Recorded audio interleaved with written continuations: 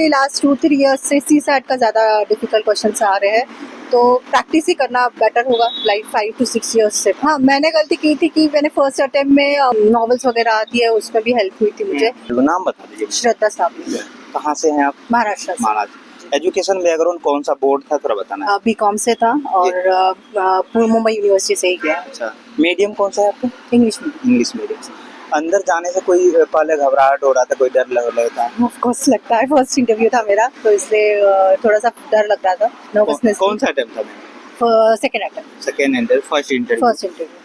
तो अंदर में किस टाइप का क्वेश्चन पूछा गया उससे एक बताना चाहिए। बेसिक क्वेश्चंस थे, जैसे ड्राफ्ट से रिलेटेड थे, जो भी थे। फिर होम टाउन से थे मेरे, जी। और पुलिस डिपार्टमेंट से वगैरह थे, इसमें फादर सर्व्स इन पुलिस, तो उस हिसाब से थे। और कुछ पॉलिटिकल क्वेश्चंस थे। जैसे महाराष्ट्र से आते हैं तो महाराष्ट्र से रिलेटिव और कोई सिर्फ जैसे छावा मूवी आया ऐसे कैसे कोई नॉट मूवीज के लिए अकॉर्डिंग नहीं पूछा था उन्होंने, सिर्फ पॉलिटिकल बैकग्राउंड से पूछा था, जियोग्राफिकल पूछा था, और जो स्टेट डिस्प्यूट्स होते हैं जैसे मराठवाड़ा और विदर्भा डिस्ट्रिक्ट के थे, तो वो था। अभी कुछ दिन के बाद पीटी के पेपर आने वाले हैं, तो आप कैसे तैयारी करते हैं थोड़ा बताना चाहेंगे। प्रीलिम्स मैंने पूरा मतलब स्टार्टिंग मैंने मेन से ही फोकस किया था, पूरा 1-1.5 साल मैंने उस पर बिताए। स्टार्टिंग पूरा मेंस कंप्लीट किया, फिर उसके बाद जब जनवरी के बाद I started doing for PT. हाँ, पीटी के लिए क्या अलग से नोट्स बनाए थे या कि मतलब मेंस के नोट्स? मेंस के नोट्स से ही बनाए थे। कोई शॉर्ट नोट्स नहीं बनाए आपने? नहीं, क्योंकि स्टैंडर्ड बुक से ही सब कुछ हुआ था, तो उसी से नोट्स थे, क्लास के नोट्स थे, क्लास के टीचर्स का हेल्प हुआ था बहुत ज़्यादा। प्रीवियस ईयर क्वेश्चन कितने लगा लेते थे, कितने ईयर्स तक पूरा बताना? 5 ईयर्स। 5 ईयर।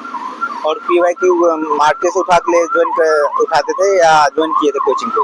कोचिंग किया था। कोचिंग किए थे। तो कोचिंग ज्वाइन करना कितना इम्पोर्टेंट है थोड़ा बताना चाहिए आप?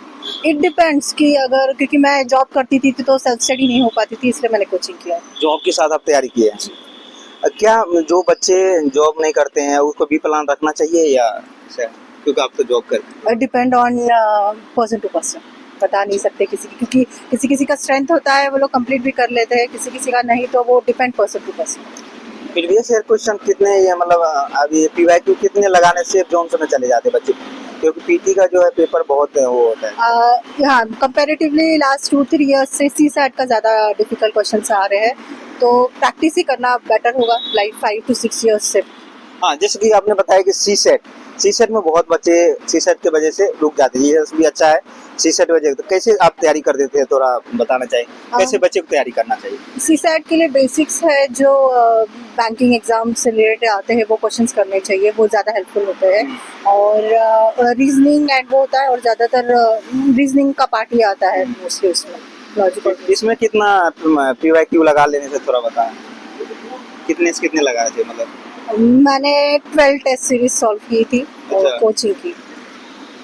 ऑप्शनल सब्जेक्ट में हम बताना चाहें? सोशियोलॉजी में कितने आवर आप देते थे थोड़ा बताना। सोशियोलॉजी के लिए मैंने डिवोटेड टाइम दिया था, क्योंकि वो एक स्कोरिंग सब्जेक्ट था, और उसके लिए कोचिंग ही की थी मैंने। अच्छा।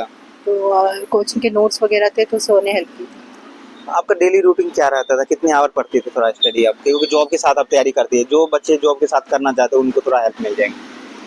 मेरा जॉब 9 to 5 था, उसके बाद मैं कोचिंग करती थी, और मैक्सिमम डेली जो वीकडेज था उसमें 6 to 7 आवर्स पढ़ाई, एंड फिर बाद में वीकेंड्स पे बहुत करती हूँ। अच्छा। पूरा टाइम डिवोटेड था। तो मंथली रूटीन भी बनाते थे या ईयरली या कुछ ऐसा कुछ था? टारगेट सेट किए थे। Target set. तो उसके बाद एससी और एथिक्स के बारे में थोड़ा बताना चाहें?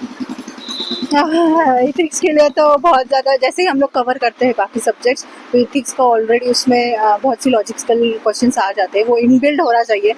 और जैसे ही हम पढ़ाई स्टार्ट करते हैं, वो ऑफिसर लेवल का थिंकिंग आता ही है उसमें से, वो एथिक्स इजीली। ऐसे के लिए मैं ऐसे के लिए तो बुक्स वगैरह बहुत पढ़नी चाहिए। कौन कौन सा बुक थोड़ा बताना चाहिए? मैंने बहुत सी हेल्प की थी, जो नॉवेल्स वगैरह आती है उसमें भी हेल्प हुई थी मुझे, क्योंकि वो एक ऐसे में कहते थे कि फ्लो चाहिए, कोटेशन भी यूज होता है बहुत ज़्यादा। अच्छा। तो इसलिए वो सारी चीज़ें यूज़ करनी पड़ती है। जीएस के लिए अब मैम क्या? जीएस के लिए तो मैंने प्रेफर किया था स्टैंडर्ड बुक्स, और जो प्रीवाइज क्वेश्चंस थे वही सॉल्व किया। बुक लिस्ट बताना चाहें मैम आप? स्टैंडर्ड बुक्स जैसे भी, जैसे पॉलिटी के लिए लक्ष्मीकांत है, फिर स्पेक्ट्रम वगैरह है हिस्ट्री के लिए, वैसे। एनसीईआरटी कितना इम्पोर्टेंट हो जाते हैं थोड़ा बताएं? बेसिक्स कवरने के लिए बहुत इम्पोर्टेंट है। बेसिक्स कवर हो जाता है उससे। अच्छा, उसके बाद और बच्चे जो नए बच्चे हैं जो तैयारी करने के लिए इस फील्ड में आना चाहते हैं या जो तैयारी करने के लिए, आप थोड़ा बताना चाहिए कहाँ पर वो गलती आपने कोई गलती किए होंगे या उनको कोई हेल्प मिल जाएगा? हाँ, मैंने गलती की थी कि मैंने फर्स्ट अटेम्प्ट में पूरा ध्यान प्री पे दिया था, और जिससे मतलब वो मेंस का मैंने क्लियर किया ही नहीं था, बुक्स पढ़े नहीं थे स्टैंडर्ड बुक्स, उसकी वजह से मुझे बहुत प्रॉब्लम हुई थी, और सीसैट पे भी ध्यान नहीं दिया था, तो इसलिए फर्स्ट अटेम्प्ट मेरा गया नहीं था क्लियर ठीक से। सेकेंड अटेम्प्ट में मैंने पहले मेंस की तैयारी की, पूरे स्टैंडर्ड बुक्स रिविजन किए, और जब प्री का टाइम था, जैसे जनवरी के बाद मैंने पूरी तरह से प्री पे डिवोट हुई थी और रिवीजन बहुत किया था।